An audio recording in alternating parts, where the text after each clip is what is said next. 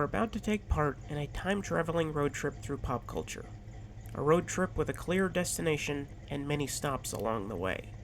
This is but one act of one chapter of the serialized journey.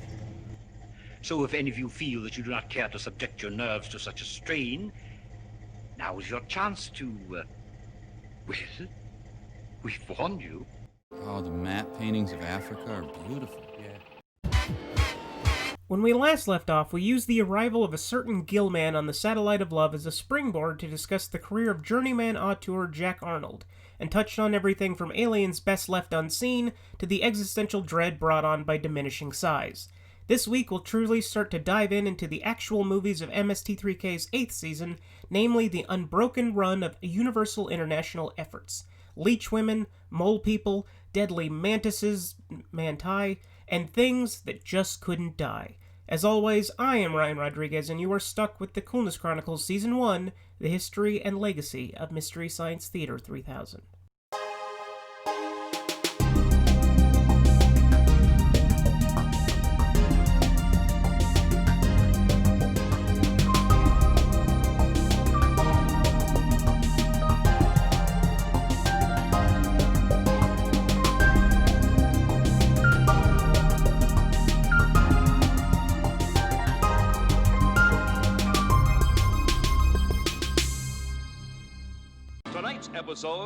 Chapter 11, Sci-Fi Odyssey, Act 3, Universal equals International.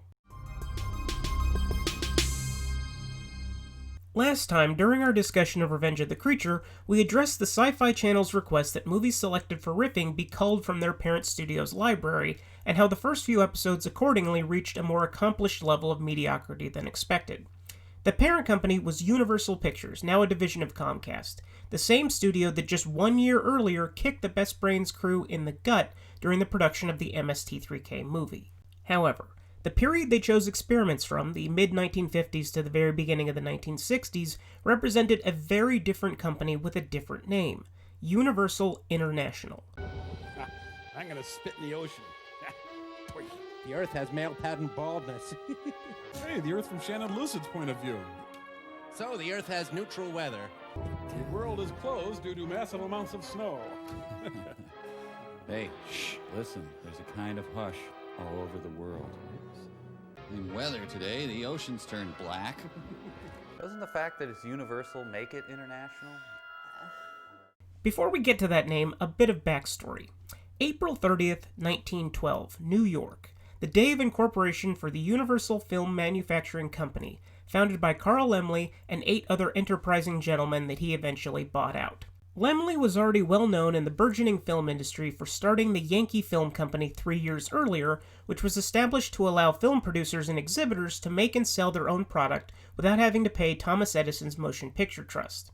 They also helped establish the star system by actually crediting on-screen performers and using their names in advertising, as opposed to Edison's no-credit system, something Laemmle continued at Universal. Universal's method of production extended to 3 different types of films: low-budget programmers, mid-range standard films, and prestige motion pictures, mostly sticking to melodramas, westerns, and inexpensive serials. By 1915, he uprooted, bought some property on the West Coast, and became the first studio head to open his production facility, Universal City Studios, to the general public. He built large bleachers behind several standing sets, which are still there today, the sets, not the bleachers, and charged patrons 25 cents each for admission. Since sound was not yet used in film production, an audience wasn't considered a distraction to the process. 39 years later, this evolved into using trams to tour the facility, eventually becoming the centerpiece attraction of an all-inclusive theme park, but that's a story for another podcast.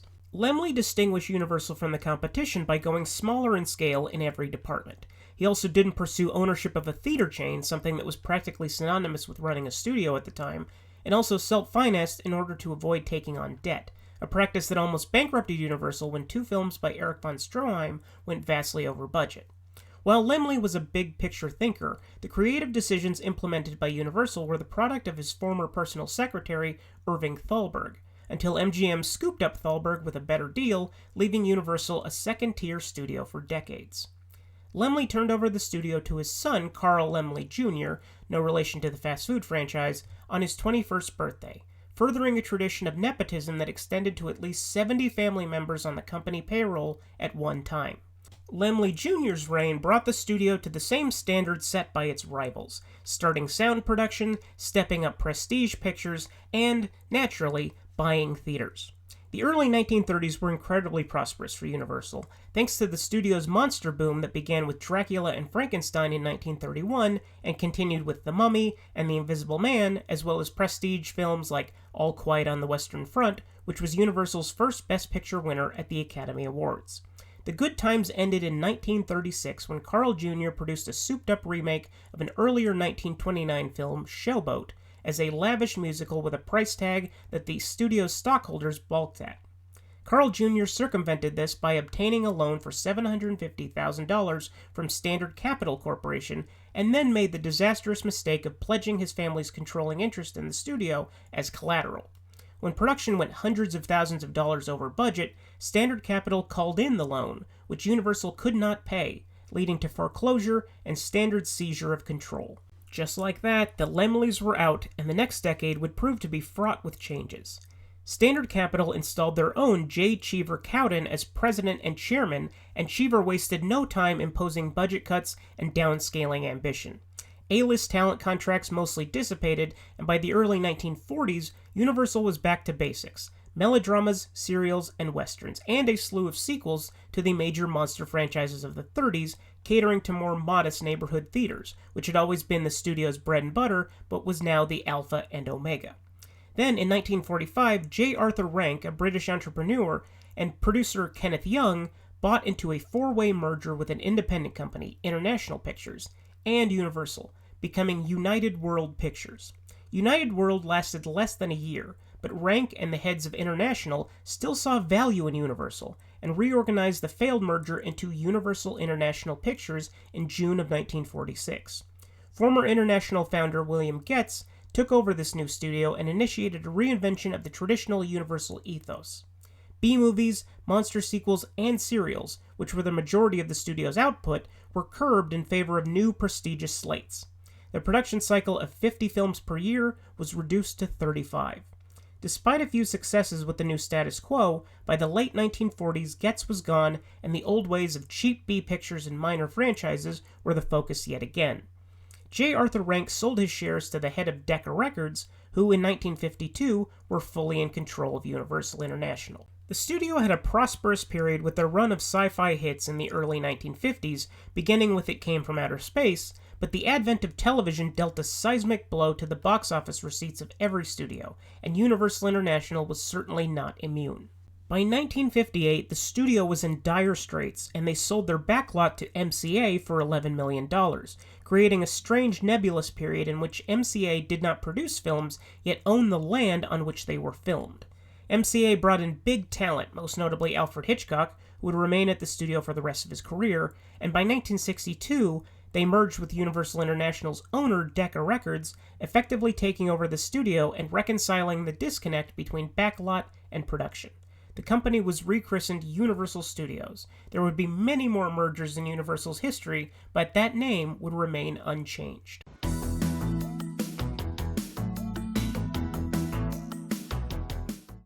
Now that we're all caught up, we move on to the second experiment of MST3K's 8th season, 1960's The Leech Woman.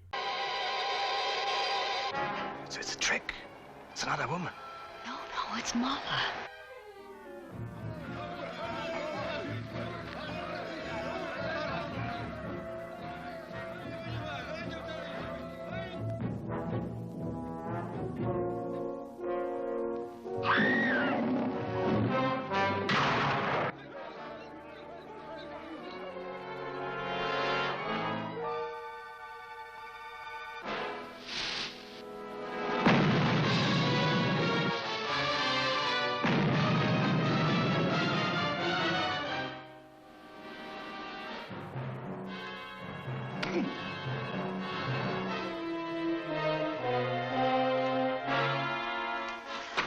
Get out of here. What? Get out! Go! Terry, listen! Terry! Terry, what's wrong?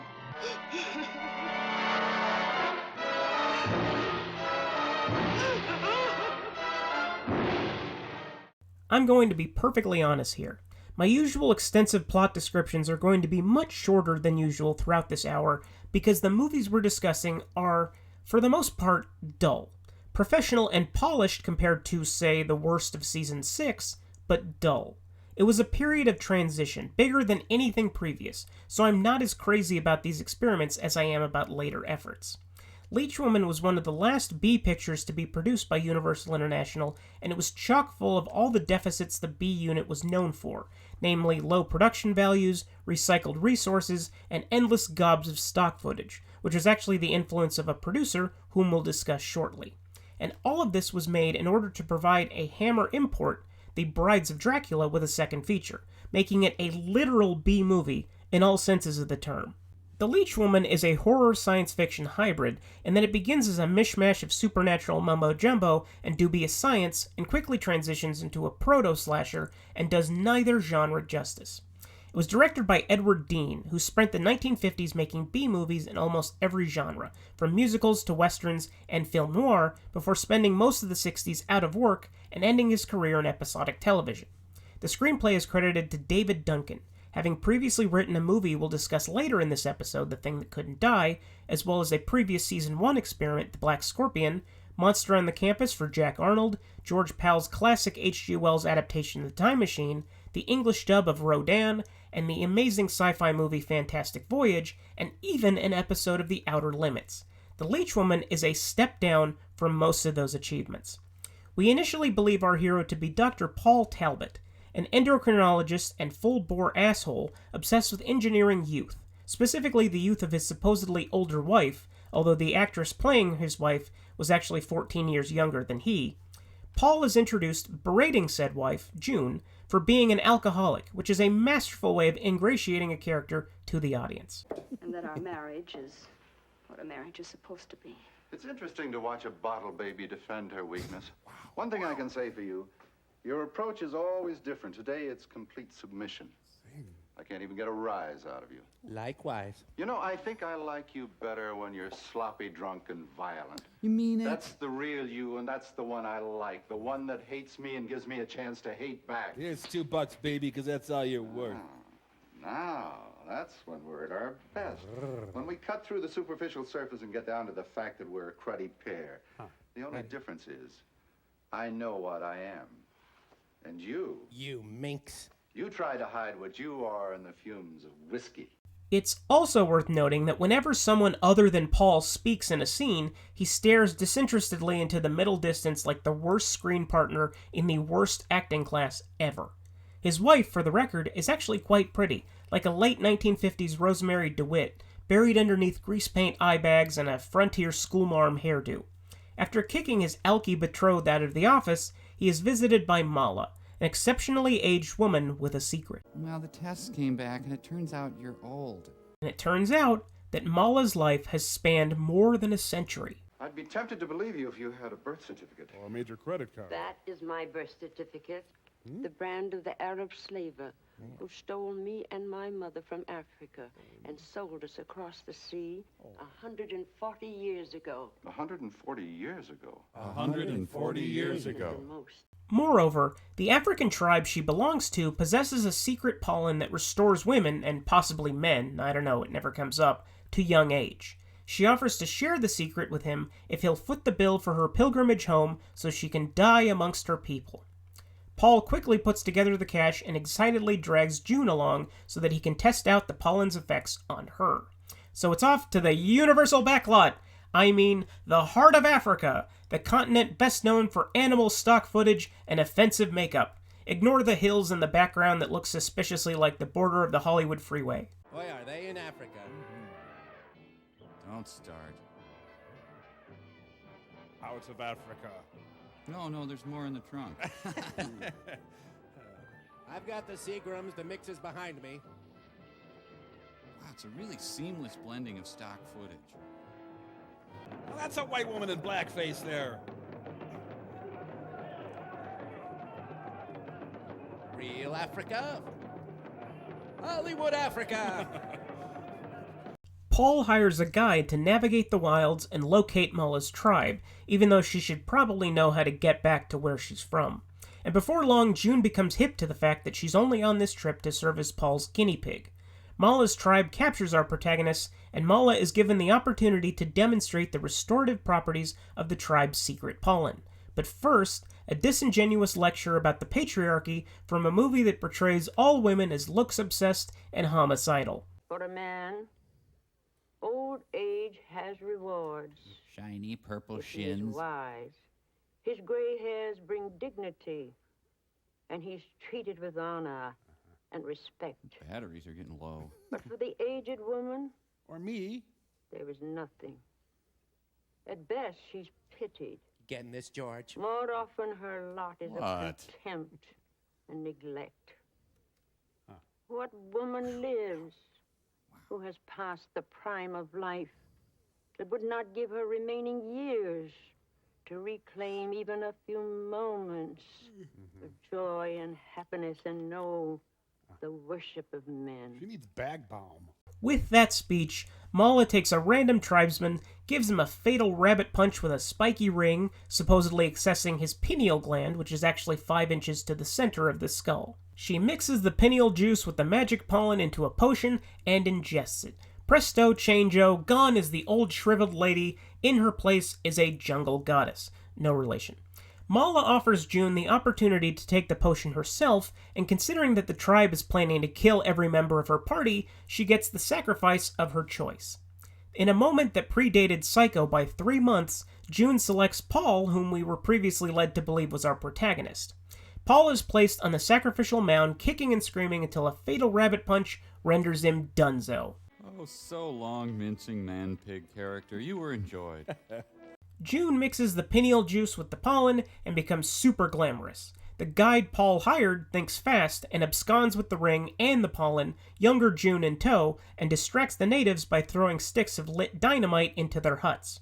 June also learns during all the commotion that her newfound youth is impermanent and must be constantly sated with the pineal juice of useless men. After tracking through some fake jungle, It's not stock footage, it's more like stock mileage at this point.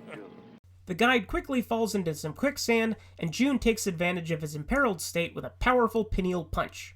Sometime later, Paul's nurse Sally and her fiancé, June's lawyer Neil, are eagerly awaiting Paul's return from the motherland at the airport, but the only person who greets them is a young June, posing as her own niece, Terry. Does that make sense? I don't think that makes sense. Nobody seems too concerned that Paul and his alky wife are nowhere to be found, which speaks volumes. June/Terry immediately starts hitting on Neil, freezing out a suspicious Sally, and starts cruising seedy streets that are clearly on an indoor set at night, looking for gullible, horny men and fresh pineal glands to penetrate. No pun intended. This is when the movie becomes a light slasher, as June/Terry begins to age rapidly, and each regeneration is less effective than the last, visible in June/Terry's old lady makeup that's just extra patchy layers of latex. Terry, are you all right? Yes, I'm all right. I'm just molting. Just go. Terry, why are you doing monkey noises? Meanwhile, Neil is falling hard for Terry/June despite her age fluctuations and calls off his engagement to Sally. Sally responds by confronting June/Terry and gets a pineal punch for her efforts, her body stuffed in a closet. But before June/Terry can go to town on Neil without any distractions, the carnal festivities are interrupted by the most uninterested, lackadaisical cop. The cop is seeking answers regarding one of June/Terry's most recent kills. At least I think that's what he was seeking. He spends most of his one scene randomly walking around in June/Terry's house and mumbling to himself. Can I say anything about trouble? Assumed with a search warrant and all there. If I knew what Mrs. Talbot is accused of, maybe I could help. He isn't accused of anything. We just want her for questioning about a murder.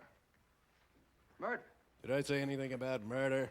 When the cop stumbles upon Sally's corpse, June/Terry attempts to use Sally's pineal juice to restore herself yet again, as if such a revelation would justify murder. However, the potion doesn't work because it has to be a man's pineal juice.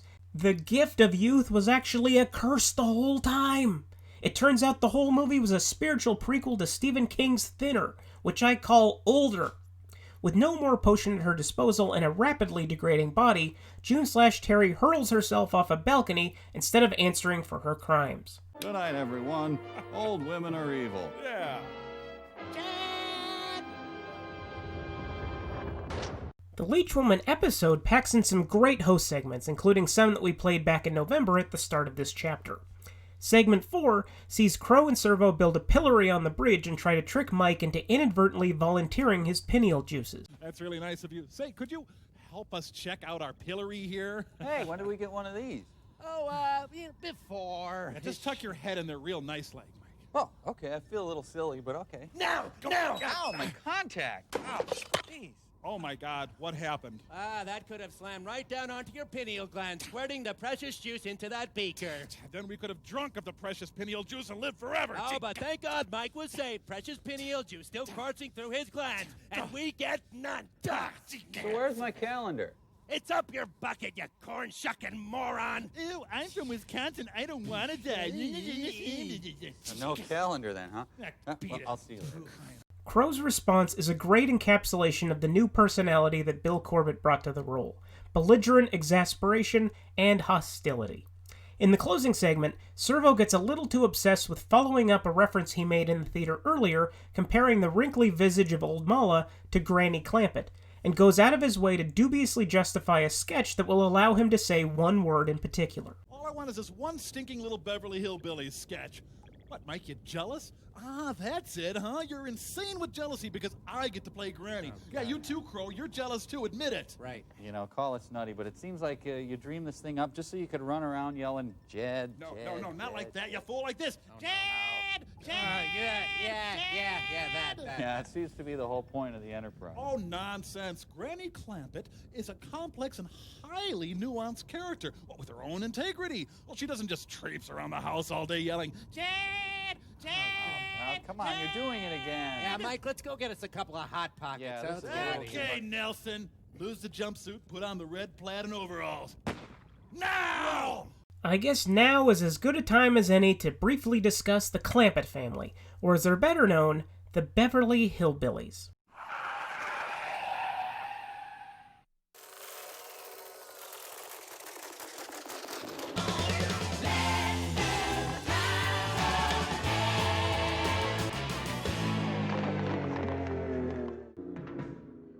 Come and listen to my story about a man named Jed. A poor mountaineer barely kept his family fed. And then one day he was shooting at some food, and up through the ground come a bubbling crude oil, that is, black gold, Texas tea. Well, the first thing you know, old Jed's a millionaire. The kinfolk said, Jed, move away from there. Said, California is the place you ought to be. So they loaded up the truck and they moved to Beverly Hills, that is, swimming pools, movie stars. The Beverly Hillbillies.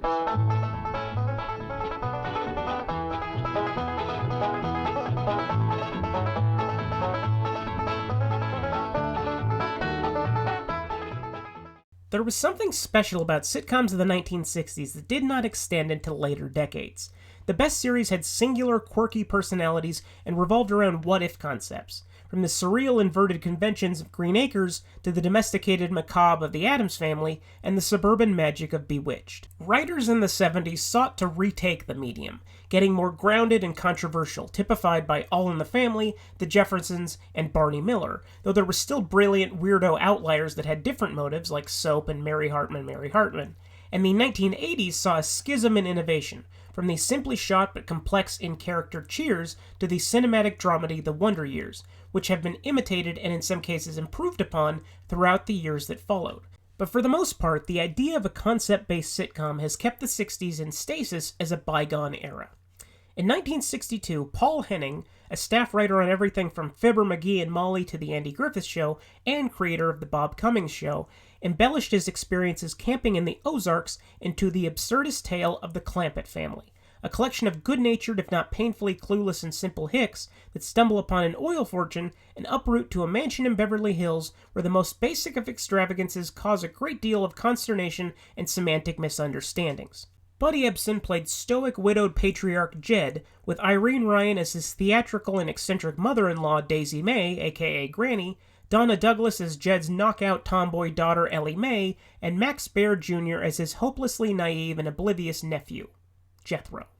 The supporting cast was rounded out by Raymond Bailey as Mr. Drysdale, the man tasked with managing the family finances and bringing the clan into the 20th century, a most futile effort, aided by his faithful straight woman secretary Miss Hathaway, played by Nancy Culp, who served as the Margaret Dumont to the Clampett's Marx Brothers in both attitude and mannerisms. The humor was charitably increasingly broad, taking big swings at very simple targets with a laugh track that often overshadowed the punchlines, and the characters are often frustratingly stupid. They make Crocodile Dundee look like a lifelong city dweller, but there's also a great big beating heart beneath the surface.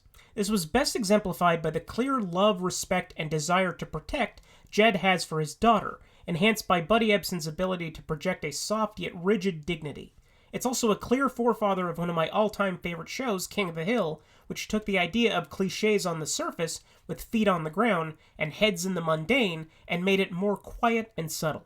It was not critically appreciated during its time on the air, which lasted for 9 years, but was frequently one of the most watched programs throughout that time, spawning a shared universe of rural sitcoms that included Petticoat Junction and my aforementioned beloved Green Acres, which will be referenced one more time in this episode before we're through. And because I feel obligated at this point... Hey, Jed! Yeah, Granny? This here is dandy soil. We can grow a good stand of corn here. Fine, Granny. We'll commence plowing tomorrow.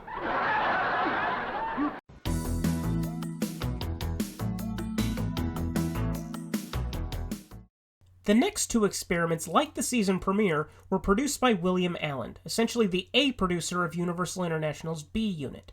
Though Allen may be best remembered for his work with Jack Arnold, which we discussed last time, he began his career as an actor, collaborating with Orson Welles and his Mercury Players on stage, on the radio, including War of the Worlds, and on film, having not one but 2 roles in Citizen Kane, both the News on the March narrator and the reporter who inquires as to the meaning of Rosebud. He also served as a combat pilot during World War II, running more than 50 missions over the South Pacific, and transitioned into a producing career with 1951's Cave of Outlaws. By the middle of the decade, shortly after the conclusion of the Black Lagoon trilogy, Allen noticed that rival genre productions were cutting their budgets and shooting schedules by relying on easily licensed stock footage and nearly matching his unit's output at the box office. Allen saw this as a real come-to-Jesus moment, and future movies from his unit would implement the same tactics, unfortunately to excess. It started out innocently enough, but quickly got out of control. That brings us to Experiment 803, 1956's The Mole People. Gentlemen, we're in 3000 BC. To reach this lost civilization, science had followed a trail through burning desert sands, through the roaring avalanches of Mount Kuitara, and finally deep into the bowels of the earth. Not even history had recorded the existence of this unknown empire of darkness. There is no world beyond ours. If I ever get out of here, into my world, The world of light and flowers. will you come with me? Never before had outsiders beheld such sights. The sacred ritual of the sun death, the blazing sacrificial chambers, the court of the all-powerful high priest of Ishtar. You will die in the fire of Ishtar. The blood-lusting mole people storming from their subterranean caverns.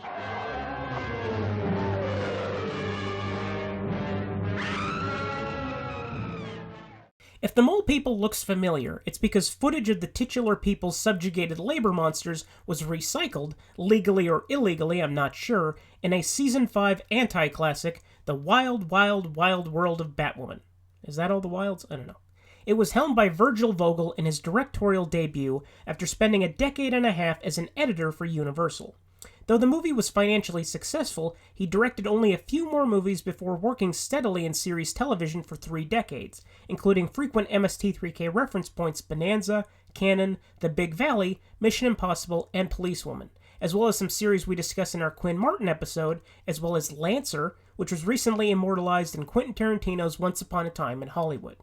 Screenwriter Laszlo Gora got his start in anthology television, writing plays for Schlitz Playhouse, yes, that's a real show, and Four Star Playhouse, series television like 77 Sunset Strip, and the 1959 adaptation of The Third Man, as well as Burt I. Gordon's Earth vs. the Spider, featured on MST3K in Season 3. As for the movie itself, in case you weren't aware that you were watching 50s sci-fi, before the actual story kicks in, we witness a cold open in which USC English professor Dr. Frank Baxter, a real person, attempts to explain the plausibility of the Hollow Earth story that will unfold shortly. You heard me right, an English professor who bears an uncanny resemblance to my psychologist vouches for the scientific accuracy of the mole people. There are really, relatively, only a few square miles left of the surface of our globe that are not known. During the same years, men have reached out into the stars. 3 times further in your lifetime and mine, 3 times further into space than men have ever been able to go before. Amazing knowledge we have of that and of this.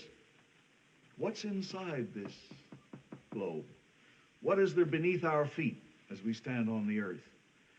No one knows, of course, and science ponders about it, and all men are curious, but no one knows. Primitive man, going into caves, reaching back and down, wondered what lay beyond. This is science fiction, of course. It's a fiction. It's a fable, beyond fiction. For I think if you'll study this picture and think about it when it's over, you'll realize that this is something more than just a story told. It's a fable with a meaning and a significance for you and for me in the 20th century. Thank you and goodbye. It all boils down to a filmmaker telling you, this is hard sci-fi. You dummies need an academic to explain it. Dr. Baxter stressing how important the story is to modern moviegoers is depressing considering the ending, but I'm getting ahead of myself. After Baxter kills at least 4.5 minutes, our story begins in earnest in Asia. Well, that narrows it down. 2 archaeologists, played by smug bastard John Agar and America's father Hugh Beaumont, trek across snowy peaks and rough terrain, depicted using stock footage from a documentary about explorers scaling Mount Everest, and they find a temple on a mountaintop that harbors a mind-blowing secret, an ancient society of subterranean Sumerian albinos. Must be some rational scientific explanation for this. I think the elf princess put it here.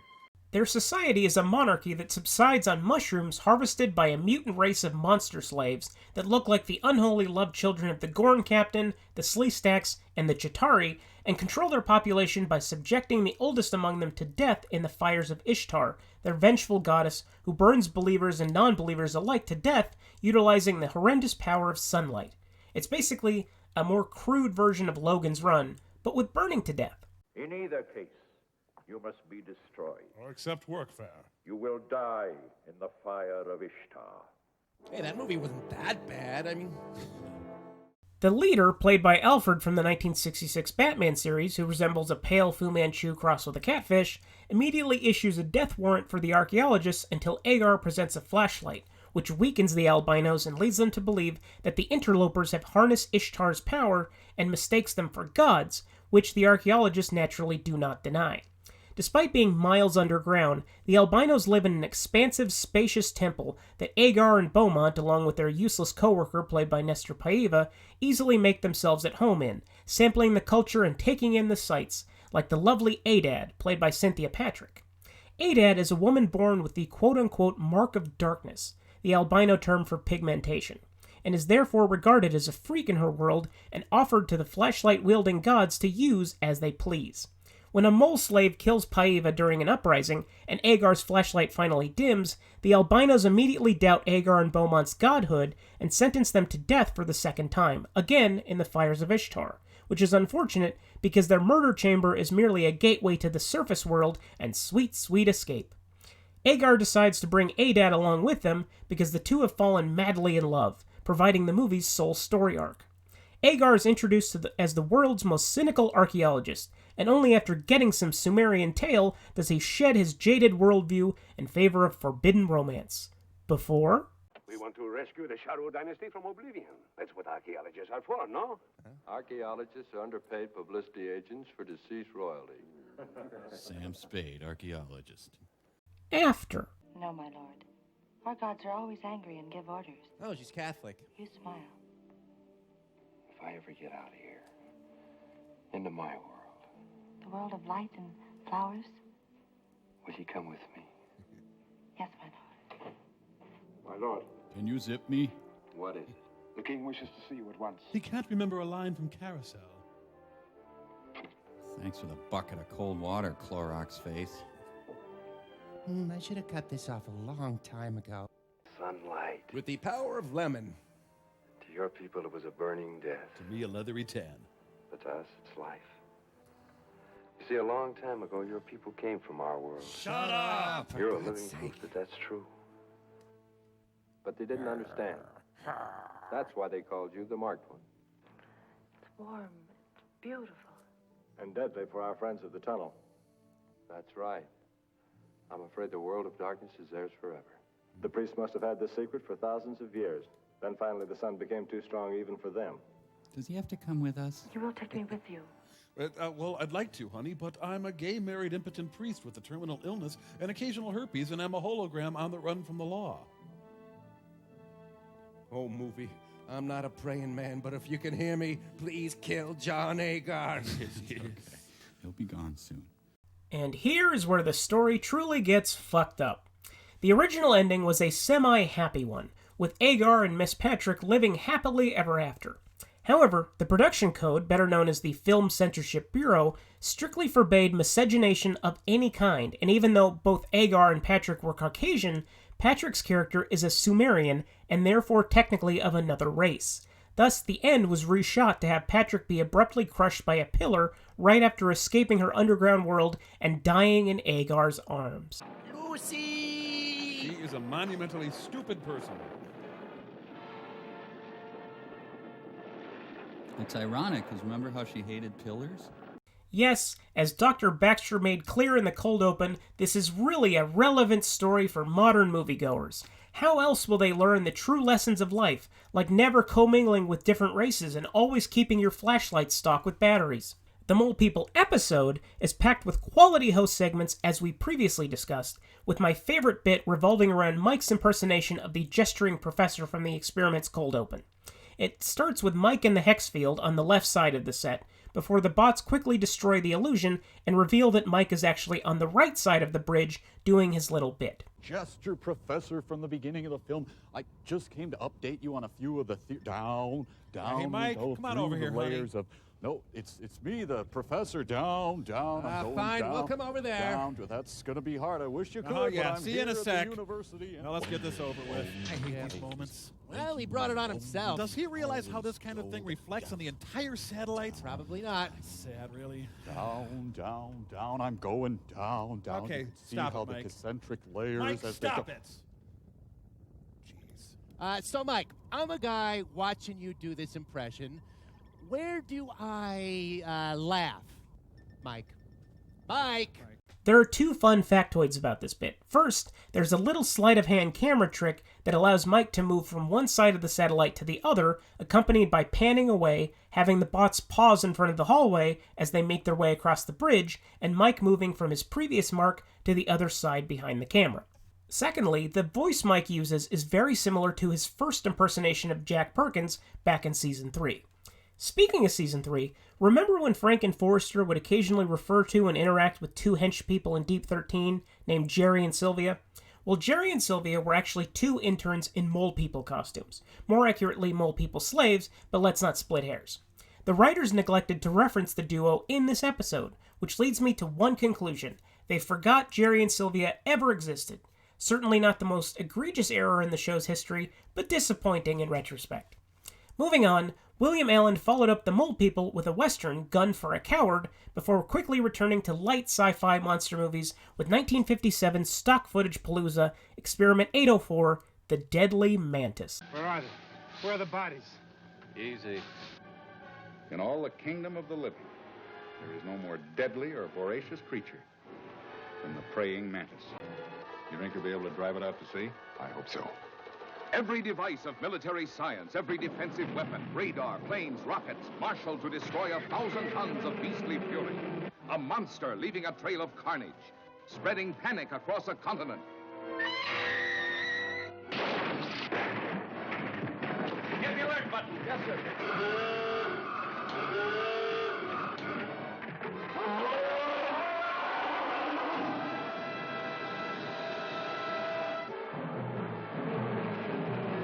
Nothing in its path was safe.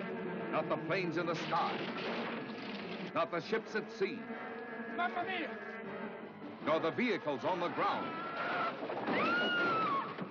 You boys might just as well go back. There aren't any bodies. And then this most dangerous monster that ever lived challenged the security of our cities. The Deadly Mantis was directed by Nathan Juran. I distinctly heard him say Juran. Juran has one of the most prestigious resumes of any director ever featured on MST3K, but not for his directing. Yes, he subsequently helmed 20 Million Miles to Earth, The Seventh Voyage of Sinbad, Attack of the 50-Foot Woman, and other movies with numbers in the title, as well as several Irwin Allen shows including Lost in Space. However, he began his career as an art director on such well-regarded films as Harvey and Winchester 73, earning an Academy Award for his work on How Green Was My Valley.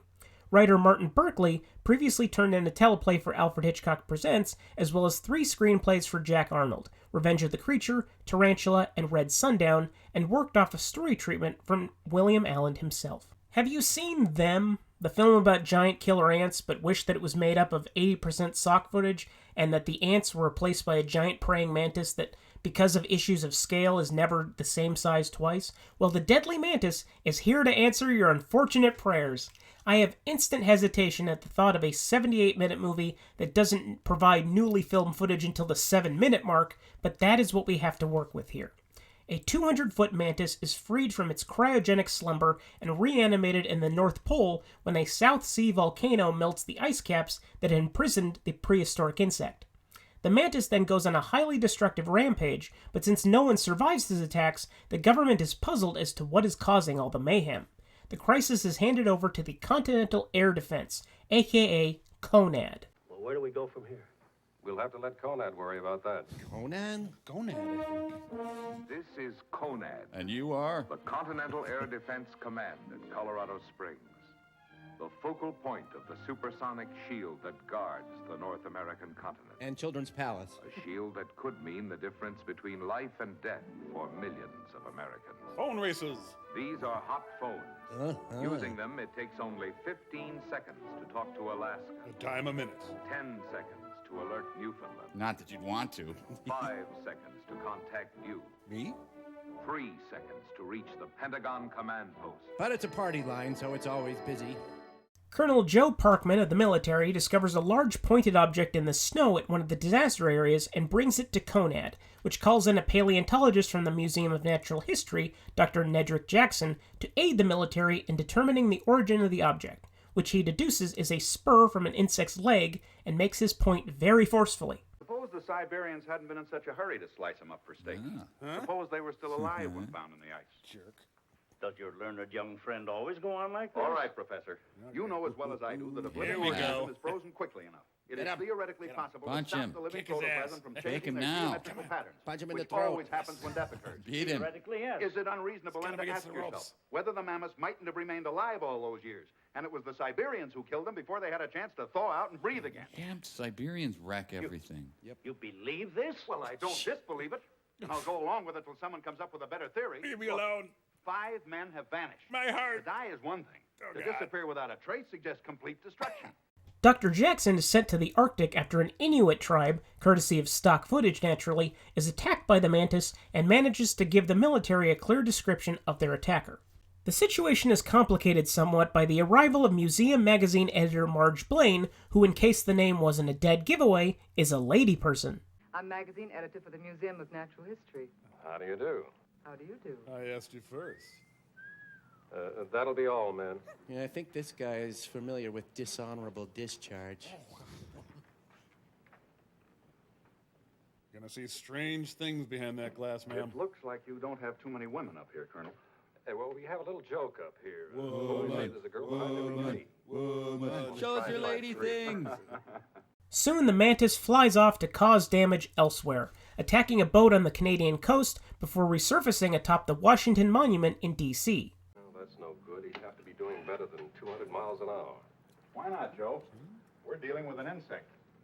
The deer fly does 600 an hour. Yeah, and a rabbit can go Mach 5. That's almost as fast as a jet. Sidebar. When the mantis flies, it brings its arms up to its thorax and sprouts tiny wings. Because it's not articulated while in midair, it looks like an adorable toy helicopter you'd purchase from the Sharper Image, but with pincers. In addition, it's hard to be afraid of a monster with arms but no hands, because it can only push things over. End sidebar. The military sends in the Air Force and mobile troops to eradicate their 200-foot pest before it conquers the world, depicted through, you'll never guess, stock footage. It's the same jet.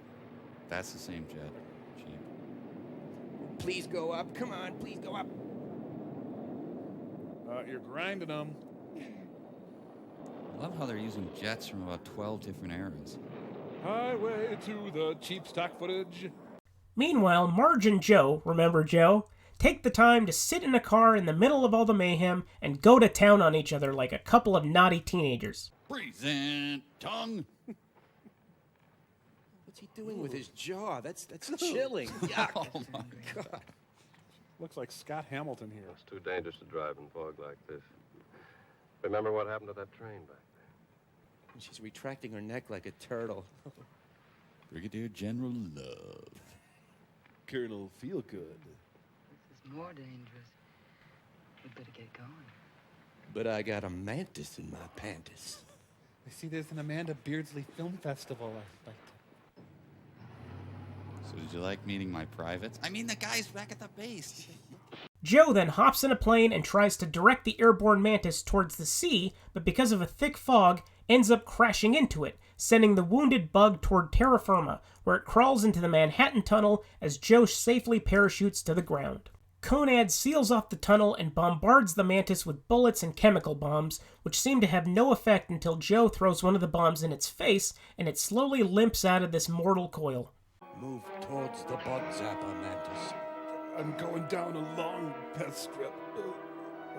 Lord, I've tried to be a good mantis. I've prayed. Hold my hand.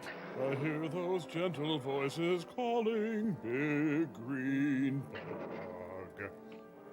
Tell the Eskimos that I deeply respect their culture, but they're also very delicious. Now he expels acrid, burning fluids from every orifice. Live fast, die really old. Still, that was sadder than terms of endearment, you gotta admit. So long, Mantis. You could never figure out the mechanics of scale, but you were loved. By me, specifically.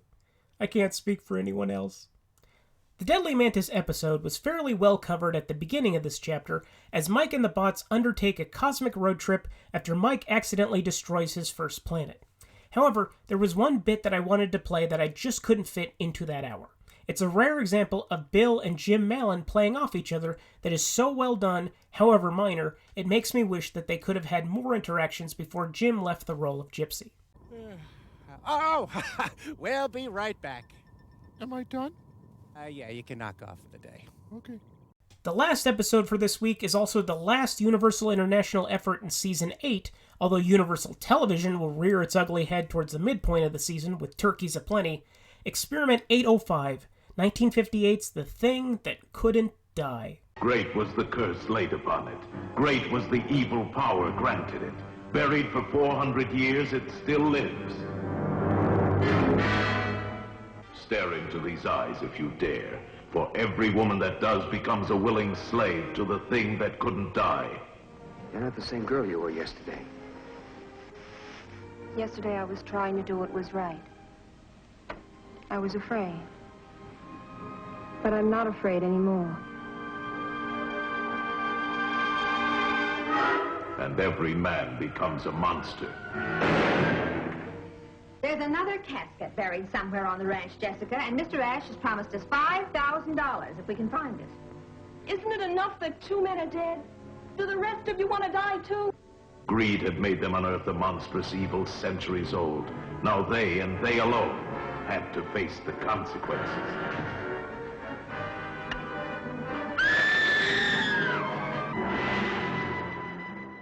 This movie was the second and final feature from director-producer Will Cohen, who had been making short musical comedies for Universal, over 100 and change over a period of only 14 years, with a screenplay from the aforementioned author of The Leech Woman, David Duncan, based on an earlier short story of his called The Water Witch. Unlike the last two experiments we just discussed, this movie didn't utilize any stock footage that I'm aware of, but there was still rampant recycling afoot. The opening credits are scored to the theme music from This Island Earth, and the central house interior set was eventually reused as Dr. Paul's spacious home in The Leech Woman. As for the plot, meet Jessica Burns. Don't you feel anything here either, Jessica?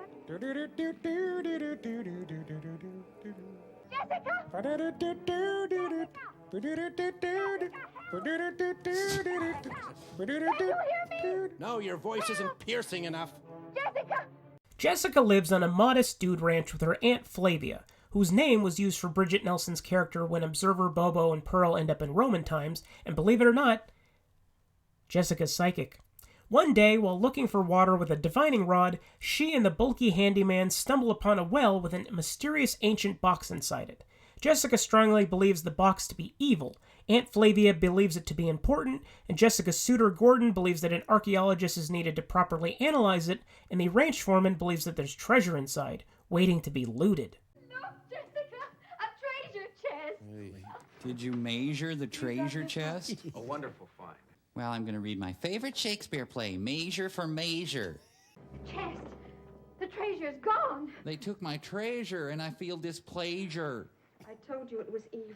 The foreman convinces the bulky, slow-witted handyman to crack the box open, which reveals that something other than treasure lay waiting inside. It's the decapitated telepathic head of a foppish man named Gideon Drew, who was beheaded by his village elders for the crimes of sorcery over 400 years previous. And before you get too excited, no, he's not played by Vincent Price. Not even close. And he's not a thing, he's a dude. Strike one against the title. More on this later.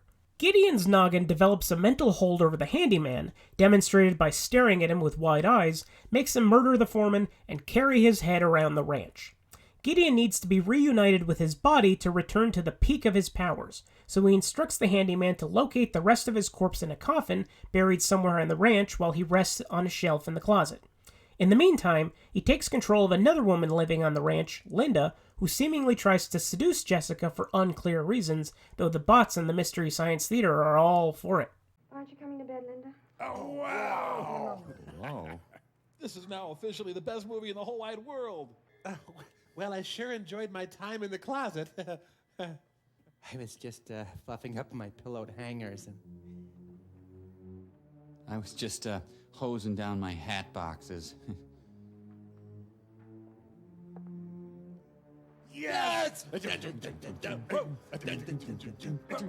staring at me that way? You have something in your nose. Jessica, being psychic, is aware that the head is up to no good, but the only thing protecting her from his nefarious influence is a large cleavage-enhancing crucifix necklace. Her suitor, the same guy who wanted to analyze the treasure chest, borrows the necklace in order to make a cast of it and have it appraised, which allows Jessica to fall under the head's sway. Jessica does what every other hypnotized ranch denizen couldn't, reunites the head and his body.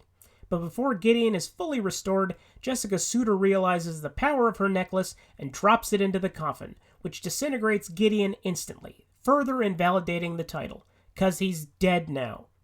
Throughout the experiment, Mike and the bots make frequent references to a musical from the same period, one that I had never seen nor heard much about. There's a thick yellow stain on my back brace. There's a dark oily film on my headband. Let's briefly discuss a film of many virtues, but also an unearned exclamation point, 1955's Oklahoma!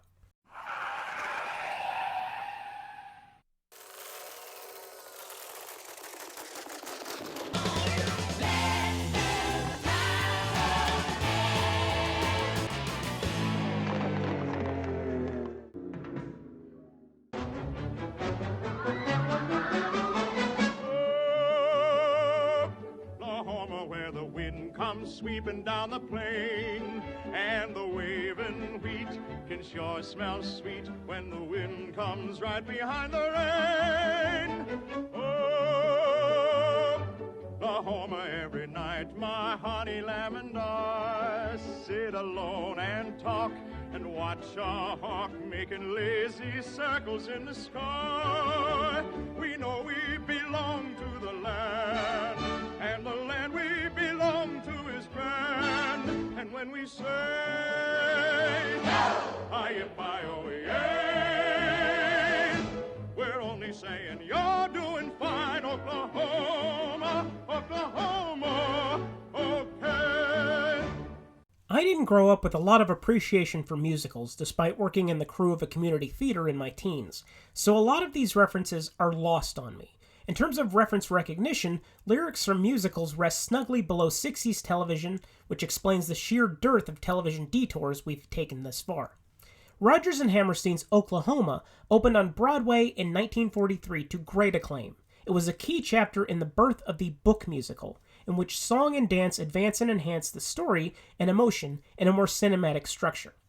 Although the plot is minimal, it's literally about a woman who loves a man below her station and is pursued by an unsavory suitor, the songs build character and don't just serve as breaks in the narrative. They set the stage instead of just occupying it. There's a bright golden haze on the meadow. There's a bright golden haze on the meadow.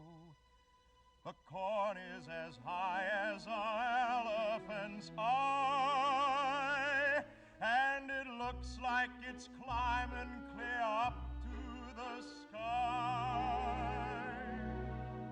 When it came time to adapt the show for film, Rodgers and Hammerstein had significant control over the development and execution, rare for musical adaptations, assuring that the resulting film would resemble the theatrical production much closer than any previous stage-to-screen efforts, doing minimal restructuring and cutting only 2 numbers. Fred Zinnemann, fresh off the 1-2 punch of High Noon and From Here to Eternity, was brought in to direct, and the film was chosen to be the first photographed in Todd AO, a specialty wide-angle widescreen process developed by Mike Todd, the third of Liz Taylor's 7 husbands. Todd AO was still in an experimental stage at the time, and because it ran 30 frames per second, 6 more frames than traditional film, and couldn't be reduced to 35mm, every scene was essentially shot twice, once in Todd AO and once in CinemaScope.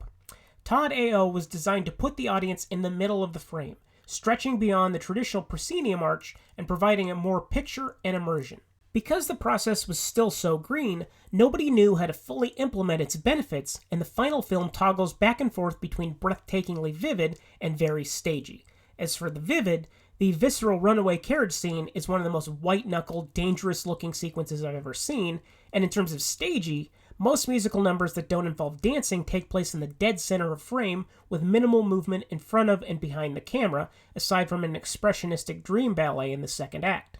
The one consistent aspect to the photography is lush color and dynamic contrast. As a film, it is certainly way too long. It occasionally feels like it comes from an era before pacing was invented, but it also is packed with appealing performers, particularly Shirley Jones, 15 years before becoming the matriarch of the Partridge Family, fantastic musical numbers, and an air of amiable simplicity. The less said about Green Acres star Eddie Albert as a Persian traveling salesman/scoundrel, the better. Best of all, I now get a lot more references in earlier and later episodes, and that's the real takeaway.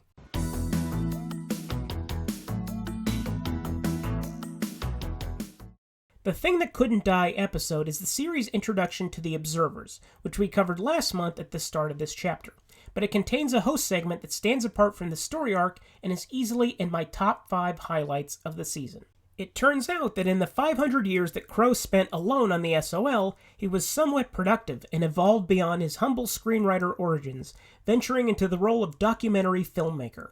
His first effort, the 18-part, 36-hour series, Crow T. Robot's Bram Stoker's The War Civil. The Civil War was a war that took place during a certain period in our nation's history. When exactly? No one can say. For no records exist to pinpoint precisely when that war took place. Young Americans were sent to wage a war in a country they had never heard of, never seen, nor much less could find on a map. Here now, a young bugler's tragic last missive. My dearest Debbie, here I am at the Battle of Antietam. General Sherman is really nice. There was a really good buffet, and Gettysburg. Well, I'd better go. See ya, Dirk.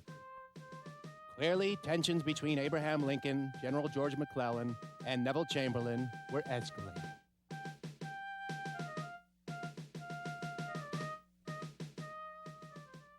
It's a sketch that reminds me of kids who write book reports without bothering to read the actual book.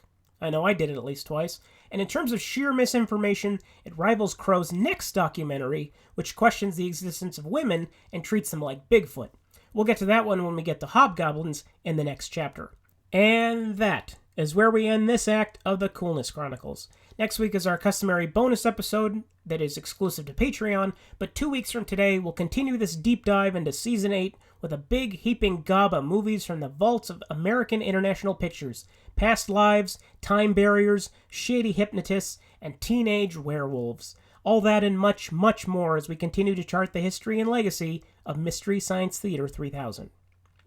Thank you to everyone involved in making MST3K for everything they've contributed to my life and culture as a whole. Double thanks for writing the episode guide that I will quote frequently in this season of the pod. I also want to thank Shout Factory for their excellent supplemental material that was invaluable to my research for this and every episode to follow on the subject. If you want to support the artists who made this wonderful show, many episodes are available on VOD at rifftracks.com. And thank you for listening. If you enjoy what you hear, please rate and review the show on iTunes or your chosen source and share it with anyone you can, any way you can. This has been the largest and most fulfilling endeavor I've ever seen to completion, and it would be nice to keep making the show until it just isn't fun anymore. Have any questions or comments? Want to be on the show? Or is there anything I missed in this particular chapter? Contact me on Twitter at CoolnessPodRyan or on our Facebook page, and keep on the lookout for updates. And we have a Patreon page. In addition to hours of bonus content, yes, that's right, hours, and exclusive episodes between Tuesdays, there's also a project underway of immersive cinematic discovery that will span all of 2020.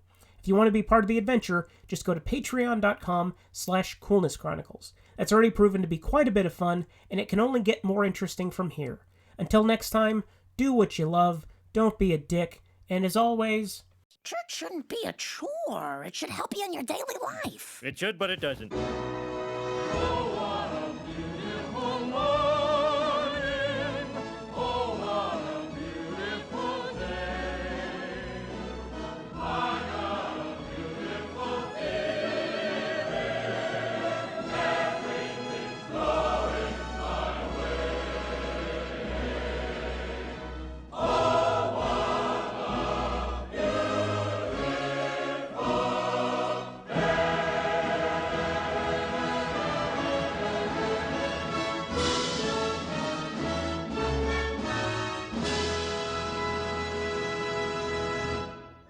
Coolness Chronicles is written, produced, and edited by Ryan Rodriguez.